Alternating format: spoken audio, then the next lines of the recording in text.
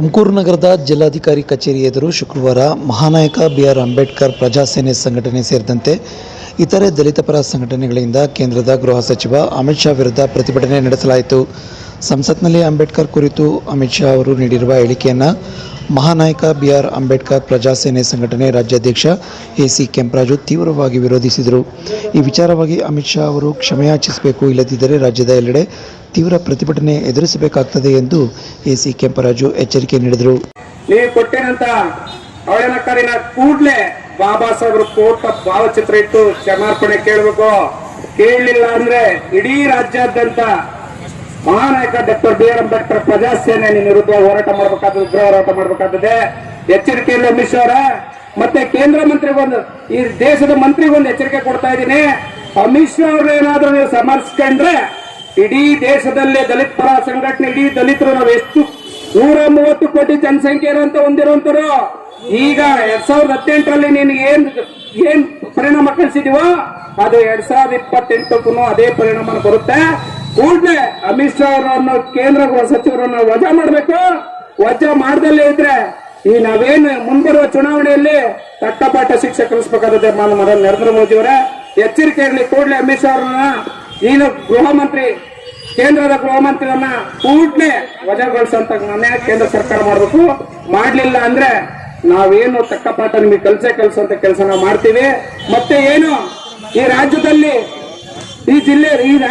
ರಾಜ್ಯದ 31 ಜಿಲ್ಲೆಯಲ್ಲಿ ಅಂಬೇಡ್ಕರ್ ಅವಮಾನ ಆಗ್ತಾ ಇದೆ, ಪದೇ ಅವಮಾನ ಆಗ್ತಾ ಇದೆ. ಬೀದರ್ ಜಿಲ್ಲೆಯಲ್ಲಿ ಭಾವಚಿತ್ರಕ್ಕೆ ಚಪ್ಪಲಿ ಹಾರ ಹಾಕಿದ್ರು ಅಂತ ಕೂಡಲೇ ಮಾನ್ಯ ಕರ್ನಾಟಕ ಸರ್ಕಾರ, ಕೇಂದ್ರ ಸರ್ಕಾರ ಅಂಬೇಡ್ಕರ್ ದಿನನಿತ್ಯ ಅವಮಾನ ಆಗ್ತಾ ಇದೆ. ಎಚ್ಚರಿಕೆ ಕೊಡ್ತಾ ಇದ್ದೀನಿ. ಕೂಡಲೇ ಅಂಬೇಡ್ಕರ್ಗೆ ಎಲ್ಲಿ ಅವಮಾನ ಆದ್ರೂ ನಮ್ಮ ದಲಿತ ಪರ ಸಂಘಟನೆ ಇಡೀ ಇಮ್ಮಿಡಿಯೇಟ್ಲಿ ಹೋರಾಟ ಮಾಡಕ್ ಸಿದ್ಧವಾಗ್ತೀವಿ. ಕೂಡಲೇ ಹೇಳ್ತಾ ಇದ್ದೀನಿ, ಈಗೇನು ಅಂಬೇಡ್ಕರ್ ಅವಮಾನ ಆಗಿದೆ ಅದನ್ನು ಕೂಡಲೇ ಅಮಿತ್ ಶಾ ಅವ್ರನ್ನ ಗಡಿಪಾರ್ ಮಾಡ್ಬೇಕು. ಅವನೊಬ್ಬ ಅನಾಲಯಕ, ಅವನೊಬ್ಬ ರೌಡಿ.